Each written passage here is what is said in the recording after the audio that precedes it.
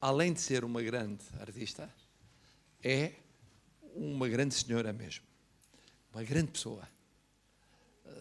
Normalmente um grande artista tem por trás uma grande pessoa, mas há exceções. Isto é, há grandes pessoas que não têm nenhuma vocação artística e não são grandes artistas, e às vezes há grandes artistas que não são pessoas, enfim, enquanto tais excepcionais. Bom, aqui é as duas coisas. E, portanto, é uma honra recebê-la neste ciclo dedicado ao contacto entre os grandes artistas plásticos portugueses. Aqui, uma grande pintora, uma grande gravurista, uma grande... Enfim, tem N expressões, ela vos explicará, artísticas. Eu sou suspeito, porque além de ser amigo, acontece que há muito tempo admiro a sua obra e consegui, é difícil, a certa altura, sem ela saber, ter mesmo uma das obras suas, tenho. Bom, mas o importante é perguntarem tudo, saberem tudo, entenderem o que é verdadeiramente a vida, as fases da vida, a maneira de ver a vida e a projeção na obra, e uma grande figura das artes plásticas portuguesas. Quanto a vocês, vêm de 3 escolas, 2 de Lisboa, uma de Castelo Branco. Quem é que veio de Castelo Branco? Nuno Álvares. Muito bem, Nuno Álvares, Castelo Branco.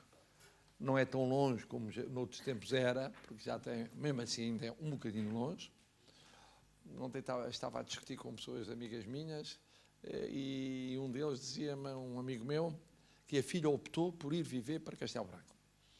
A família é de lá, formou-se em medicina, recebeu a cédula profissional e disse: eu quero ir exercer a clínica, para já como médica de família, como internista, em Castelo Branco. Porque, parecendo muito longe, tendo muitos problemas tem uma vida com uma qualidade humana que se não tem noutros sítios. Eu também penso isso. Depois de Lisboa, temos aqui a escola Doutor Azevedo Mendes. Onde é que está? Ali ao fundo, muito tímidos. Muito bem, não podem estar tímidos, têm de intervir e perguntar muito. E depois temos os salesianos. Onde é que param os salesianos? À frente. Os salesianos também sou suspeito, porque um filho meu andou nos salesianos. Portanto, fui presidente de uma associação de pais salesianos. Conheço muito bem a comunidade salesiana. Portanto, sejam bem-vindos todos, sem discriminação. Os que vieram de mais próximos, que vieram de mais longe. As regras de jogo são estas. A convidada de honra fala o tempo que quiser e depois vocês perguntam o que quiserem. É ou não é? É, absolutamente. Tudo. E eu estou aqui para ouvir e para aprender. E muito obrigado por ter vindo. Emília, muito obrigado. É uma honra para a presença da República. Muito obrigado, Sr. Presidente, muito obrigado pelas suas palavras, e só queria dizer que eu não comecei. Eu só lhes estava a dizer o que vinham. Os que vinham. Muito obrigada. Então, como eu vos disse, vou começar pelo princípio. Como é que eu percebi? Não é preciso, para não.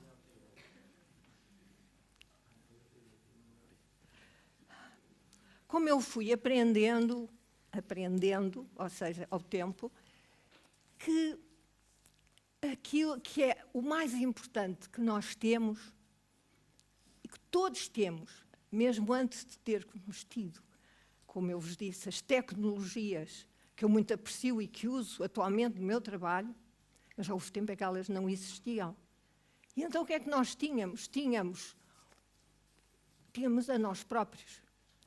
Nós éramos os receptores de tudo aquilo que podia existir. E então o importante que permanece, apesar das tecnologias, que são uma extensão feliz das nossas capacidades, como ferramentas, como utensílios, o que é?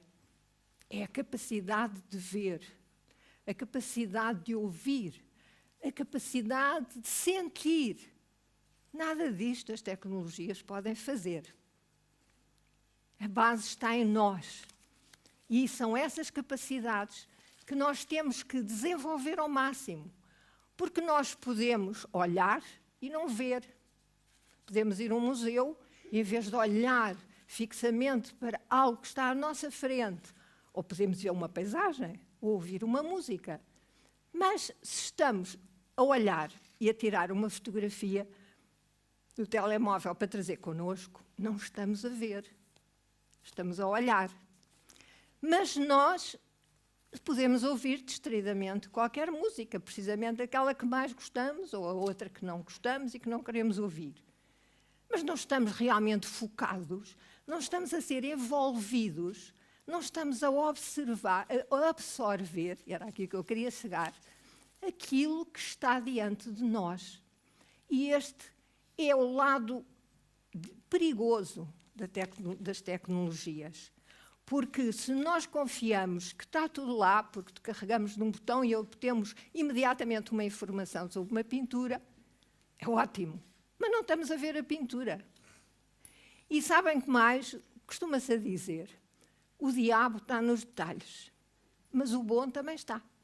E na arte que nós apreendemos e que está diante de nós, no caso das artes visuais, mas que está na música, que está na arquitetura, que está à nossa volta, às vezes é nos detalhes que nós entendemos o todo. E mais, como isso já falei um pouco, que nos deslumbramos. Só realmente quando nos deslumbramos, quando ficamos apanhados por qualquer coisa que nos diz, que nos enche as medidas, é que nós a entendemos, começamos a entender. Como é que eu cheguei lá? Olha, a minha família paterna é da Catalunha. Portanto, nós éramos crianças e todos, normalmente, mês de agosto, atravessávamos a península, Lisboa, Barcelona, de automóvel. Os automóveis não tinham ar-condicionado. As estradas não são o que são. No caminho havia para aí 3 bombas de gasolina.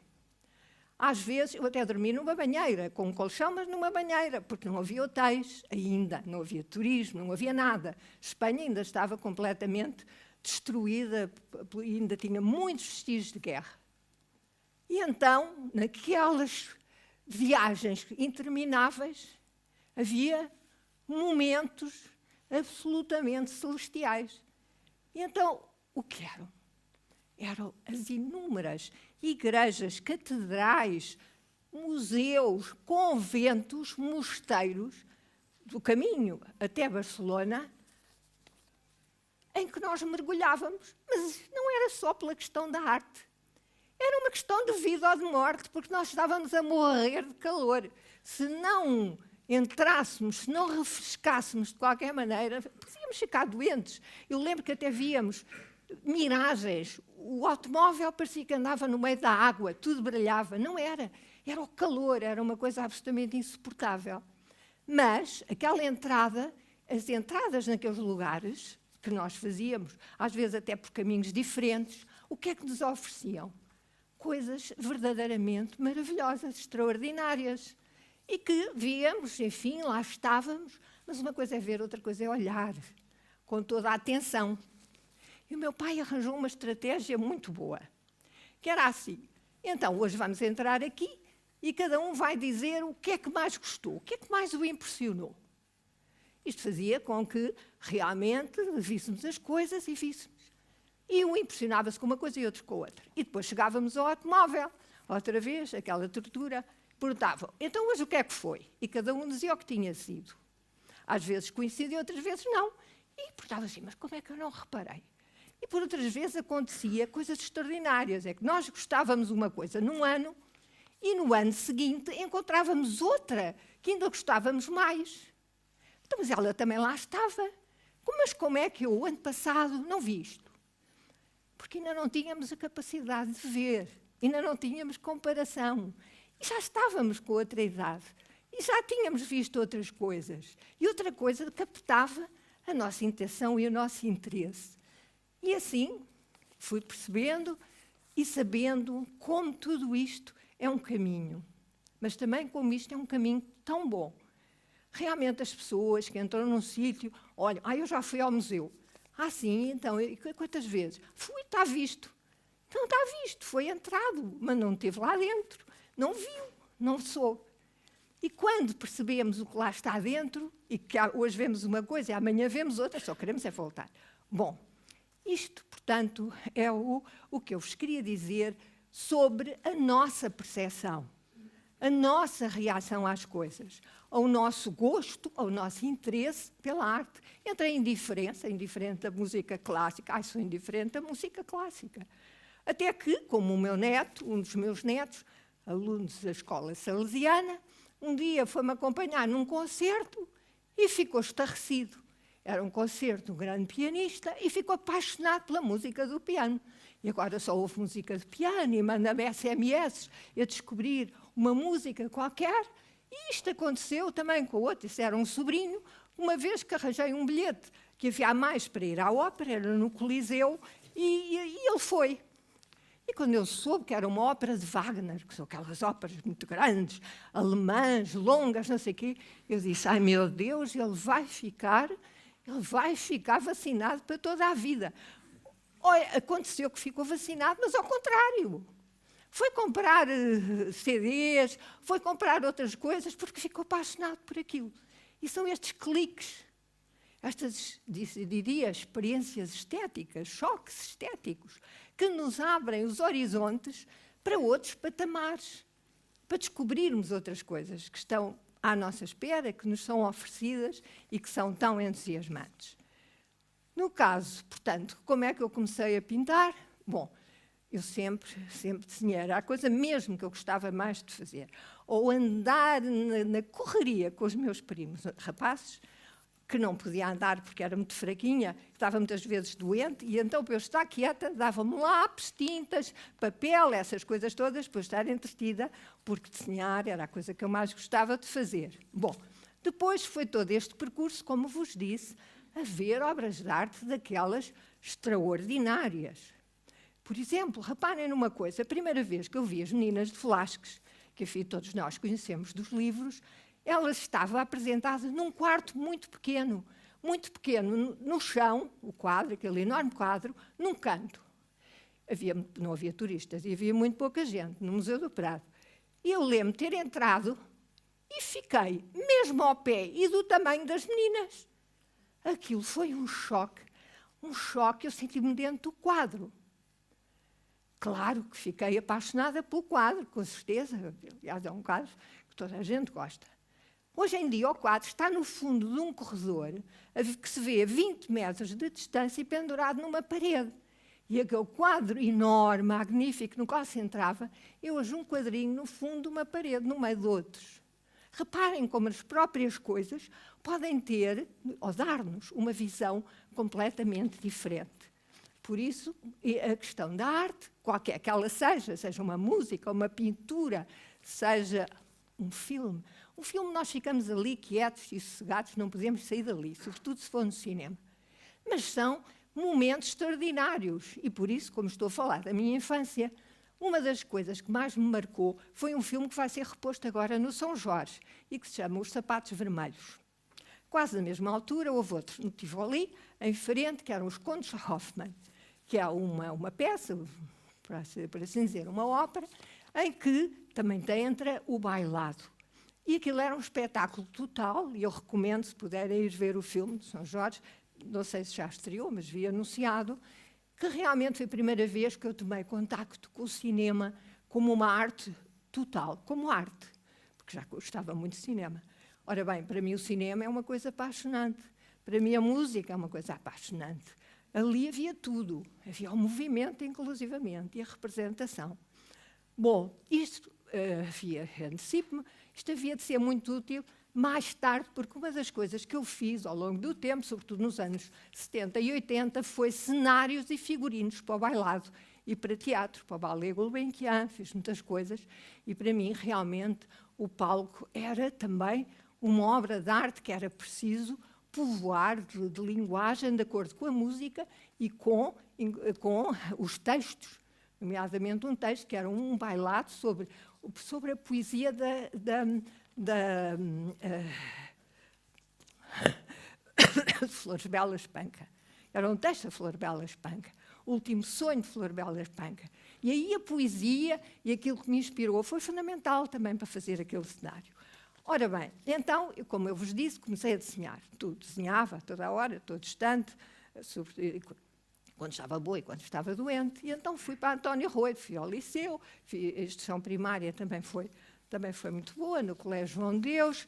Depois ainda estive no liceu, depois fui para a escola António Arroio, e depois da António Arroio, e a primeira imagem que vai aparecer, sou eu. Desculpem. A primeira imagem que vai aparecer sou eu ali. Ali já eu tinha acabado a António Arroio e já tinha entrado nas Belas Artes. E foi a primeira exposição que eu fiz com outras pessoas, uma exposição coletiva na Sociedade Nacional de Belas Artes, uma exposição extraescolar dos alunos, portanto, fora já da escola. E foi em 1957. Vejam, foi em 1957. E depois, nesta altura, conheci o Almada Negreiros, mais tarde conheci o Almada Negreiros. Não, desculpem lá, já estou-me a antecipar. Houve qualquer coisa que aconteceu também nessas digressões quando nós íamos para Barcelona. Foi o contacto com a arte românica catalã, que é uma arte do século XIII, de alguns dos pintores que fugiram do Oriente, com aquela crise iconoclasta que matou muitos pintores, porque era proibido representar a imagem religiosa, e que é o início da arte europeia. E então, era a arte românica catalã, do lado esquerdo, é sempre aquilo que eu vos dizia, a minha família, aquilo que fez a gênese de grandes partes do meu trabalho. E do outro lado, uma Nossa Senhora de Fátima, que então já é uma pintura minha, é uma pintura pequena, enquanto que a outra é a ábside, que estava no Museu da Catalunha, e eu lembro de ser muito pequena, entrei lá e fiquei estarrecida a ver aquela pintura e tudo o que estava à volta, porque para mim dava uma imagem da pintura e da arte religiosa como qualquer coisa de simbólico, de muito simples, sem nada de sentimentalismos, mas na realidade o símbolo e a representação do mistério em toda a sua simplicidade. Bom, portanto, ali fiz aquele gouache, mas fiz muitas outras coisas. Depois, a segunda filiação fundamental. O Almada Negreiros, não só na sua obra, mas esta em particular, que foi o primeiro retrato que ele fez do Fernando Pessoa e que estava num café, num restaurante chamado Irmãos Unidos, onde o meu pai gostava muito de ir, porque grelhavam muito bem o peixe. E grelhavam muito bem, nós íamos lá, e eu ficava sempre em fareta a este quadro. E este quadro enchia-me as medidas. E eu olhava e gostava, e achava que era extraordinário. E foi isso que eu, nesta fase do meu trabalho, ali está o meu ateliê, o que é que eu colhi disto tudo, da lição do Almada. A lição do Almada foi a justeza do desenho, foi a simplificação das formas e a geometrização do espaço, e mais a cor de Lisboa. Isto influenciou toda essa fase do meu trabalho, fiz bastantes retratos, em que fiz muitas outras composições e tudo. Bom, terceira fase, esta completamente diferente. E vão ver aqui aquilo que eu só conhecia nesta altura de imagem, e de imagem a preto e branco, porque os livros, evidentemente, não tinham cor, não tinham, era tudo a preto e branco. Mas o que é que na pintura do Piero della Francesca, que é um pintor italiano do Renascimento, me tocou? Foi este ovo pendurado da concha, aquele ovo suspenso, e o silêncio das figuras e a sua interioridade numa arquitetura, o sentido arquitetónico do espaço. E agora vou-vos contar outra coisa. Quando ainda não tinha ido para Antónia Rua, ainda era miúdo e tal, ofereceram um livro chamado História da Pintura e dos Pintores contada às crianças, de um senhor chamado Gentil Marques. Bom, e então esse livro cada capítulo era um artista. E então tinha a reprodução do próprio artista, um quadro, não era bonecos, enfim, como infelizmente se usa hoje, para falar de coisas sérias, mas não, era uma reprodução e depois um título e depois o texto. Então houve 2 títulos que eu nunca mais esqueci e que ainda hoje trabalham na minha cabeça. E um deles era Rafael Sanzio, que até para o ano vai haver uma grande exposição de Rafael Sanzio, o pintor dos corpos belos sem alma. Bom, isto dos corpos belos sem alma é qualquer coisa que trabalhou sempre na minha cabeça. O que é que queria dizer? Nem me lembro qual é que dizia o artigo, mas não me deve ter convencido. E depois havia outro que dizia, era o Van Gogh, eu não me lembro bem do título, mas sei que falava em tempestade. Penso que era qualquer coisa como a tempestade dourada. E depois havia aquela reprodução do campo de trigo, com os corvos e tudo, e o sol e tudo aquilo, de uma grande cor. Eu pensava, mas estes corpos do Rafael, era uma Nossa Senhora, com um menino, com âmbito seráfico, porquê é que estes não têm alma? E o outro, este campo do trigo, é uma tempestade. Depois, isso também me ajudou a perceber que a arte é sempre o reflexo da vida, do estar, do pensamento, da maneira como cada artista vê o mundo e como vive.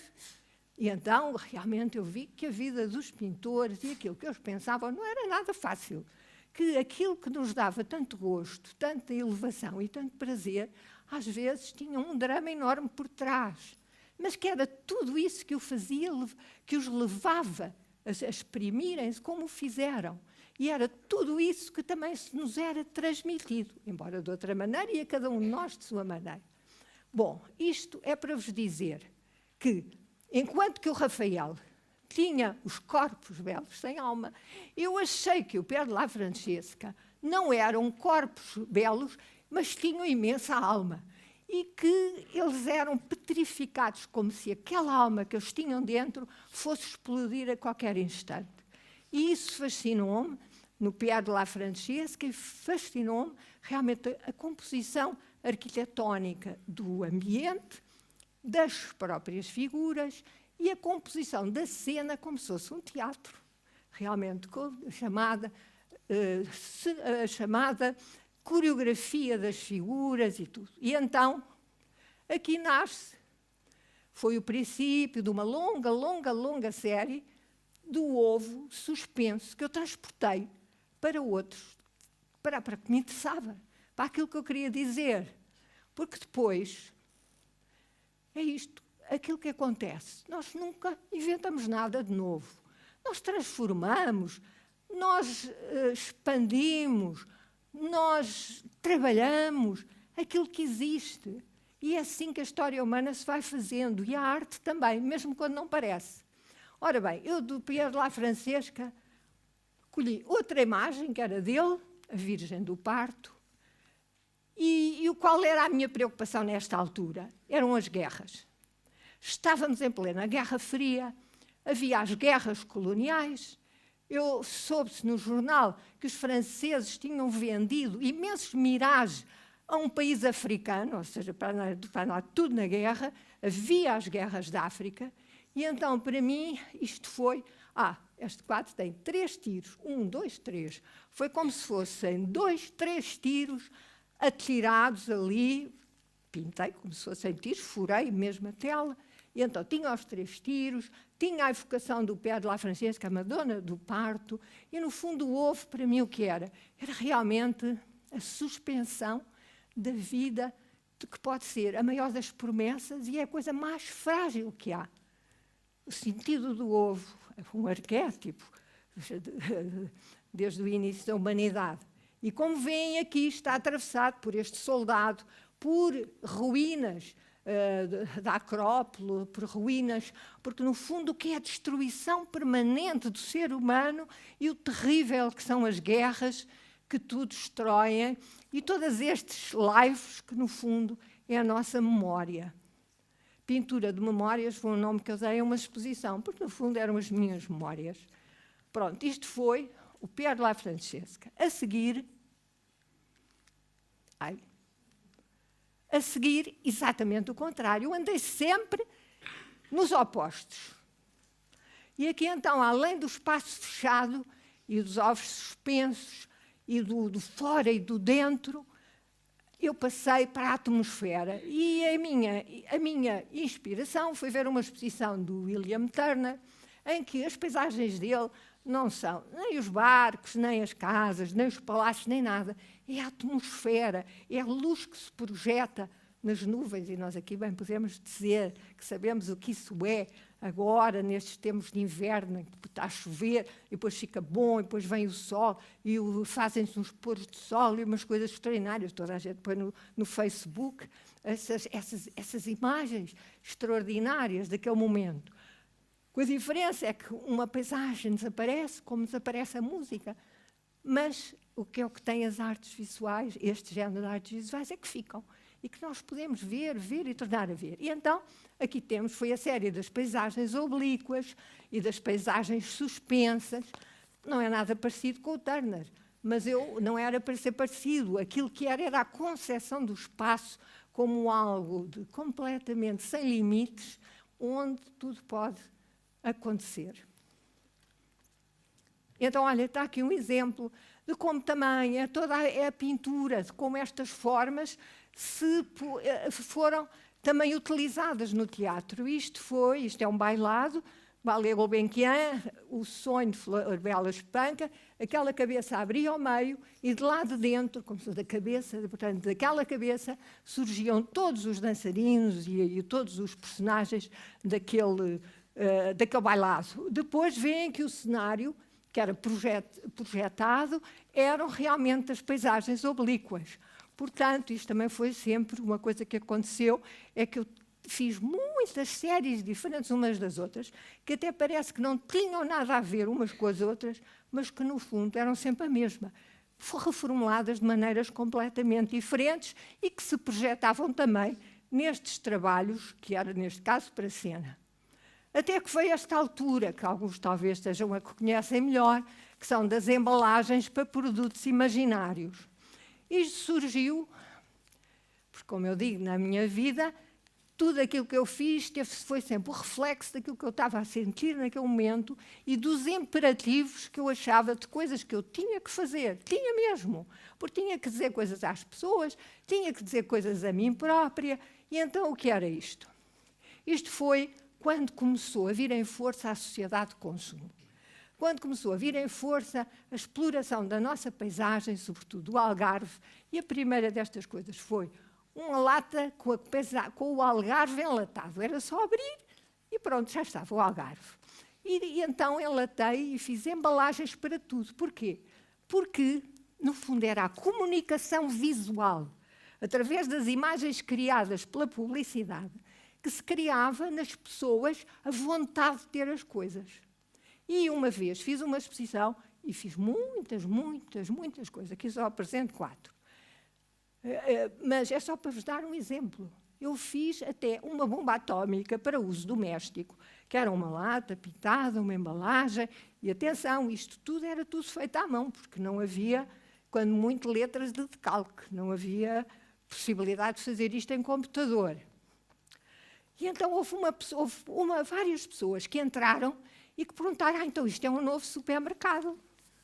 E houve outras que entraram na galeria e perguntavam se eu tinha aqueles produtos à venda. De maneira que já viram como eu considerei que isto era uma coisa, realmente um grande elogio, porque as coisas pareciam mesmo reais. Até que fiz os slogans. E estes slogans, porque no fundo aqui também havia toda uma manipulação ideológica e política para consumir, enfim, tudo aquilo que fosse necessário ou para convencer as pessoas, ou para alcançar o poder, ou para conservá-lo, enfim, a manipulação visual. Então, nestes slogans, a parte de trás diz alimento dietético para analfabetos. Ou seja, isto também era uma denúncia de que realmente comer tudo o que nos dão e não pensar o que é que são as coisas que nos querem impingir, tanto tal, é como ser analfabetos. E mais, e então, assim também, reparem que aquelas letrinhas foram todas desenhadas. Está a ver? É que nós, se não sabíamos fazer, ninguém fazia por nós. E nós podíamos ter ideias maravilhosas, só que nunca viram à luz do dia porque não havia quem as fizesse. De maneira que isto realmente, isto é puxar, não é puxar pelos meus galões, mas foi o que aconteceu, era o que eu tinha. Aqui era um conjunto de remédios que eu chamei Idiol, Radicol, Misticil. Este é o Idiol, que é extrato de ideologia. Forte e tudo, para todas as ocasiões e a todas as modalidades. O Radicol era o radicalizador da opinião. E o Misticil era para desenvolver o misticismo. Toda a espécie. Religioso, político, desportivo, etc, etc. Pronto. Aqui, então, isto foi o fim, que foi realmente estas duas embalagens, que são, como veem, eu estou aqui, portanto, são embalagens de grande dimensão.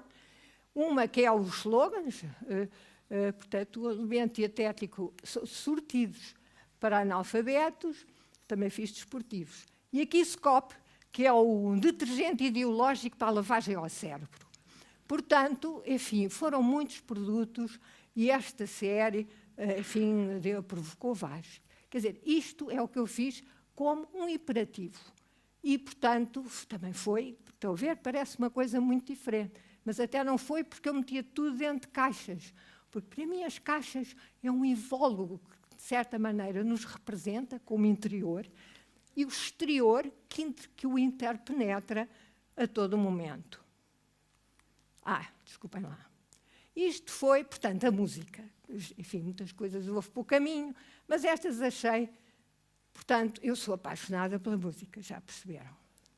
Para mim, a música é uma segunda natureza. E toda. Eu gosto de música de popular, mas também a grande música, lá está, como até o meu neto teve aquele clique depois de ir a um concerto, é qualquer coisa também que nos transforma, que nos realmente preenche de uma maneira, e vocês que vão aos concertos, que gostam tanto das bandas e tudo isso, os concertos de rock também, pronto, são linguagens, todas elas são legítimas, mas há muitos patamares e nós devemos querer sempre ir ao patamar a seguir.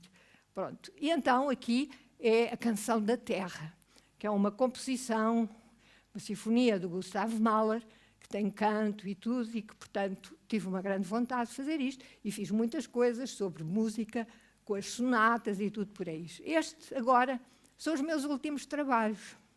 E por isso passo para aqui rapidamente, e que foram umas instalações que me encomendaram do Santuário de Fátima. Já tinha feito no ano 2000 para o CCB, e estas então foi os Sinais da Paixão e os Sinais da Páscoa. E, portanto, também, de certa maneira, é uma caixa, é uma impressão digital em cima de uma espécie de um plástico, e depois tinha um conjunto de objetos, por exemplo, aqui no caso da Paixão, era o pão e a água, da passagem de Cristo pelo deserto e tudo isso, do jejum. E aqui a Páscoa era também a mesa, e tinha um pão e os peixes e os anjos da ressurreição a anunciar o Aleluia, e aquela figura de Cristo era cortada, recortada, era um buraco que ficava transparente. Só que ali está castanho, porque a porta de trás era castanha, e, portanto, ficou assim. E isto, portanto, isto deu muito prazer fazer, mas, mais uma vez, foi uma caixa. Aqui vou-vos mostrar, esperem, que, no fundo, isto é muito alto, estão a ver? Isto foi na montagem, em que estavam a pendurar portanto, cada uma das 4 faces das imagens, que eram iguais 2 a 2. Temos aqui o anjo, portanto, é um dos desenhos, nunca se vê muito bem, porque até tinha a porta escura por trás, e este, para terminar, foi a última coisa que eu fiz. Ali, chama-se, que foi também uma encomenda, Poço da Água da Vida, foi o tema que me deram, que é uma gravura em espelho, numa caixa toda forrada a espelho, com a concha por baixo. E aqui, se há uma imagem da Virgem do Apocalipse, é também uma repetição da imagem da Vênus de Botticelli, que em cima da concha da perfeição está suspensa no ar. E pronto, acabou. Isto ainda era outra coisa. Isto, estão a ver, por acaso está aqui um senhor, que até é conhecido, mas eu tirei esta fotografia do jornal, que não tinha outra, e que é a Biblioteca João Paulo II da Universidade Católica. Se forem lá, podem ver. Foram um mural em cimento, que foi moldado em barro, e depois por mim, e aqui são policromados os livros, porque, a meu ver, a biblioteca é o sítio dos livros. Pronto, e agora, desculpa, naturalmente já estou há muito tempo, portanto, se ainda houver tempo para umas perguntas, que horror, ai, credo, peço desculpa.